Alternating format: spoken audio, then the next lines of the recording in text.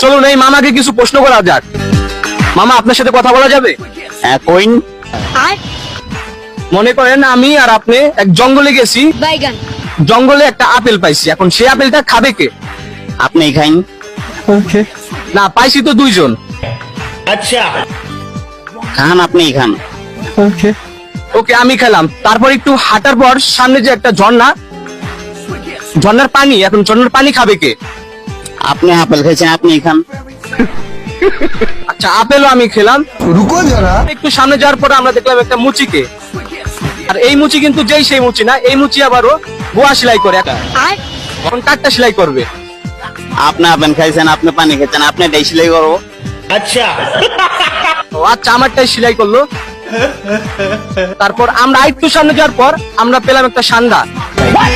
এই সান্ডা বড় গোয়া আমার, এখন এই সান্ডা কাকে গোয়া মারবে? আপনার তো সেলাই করা।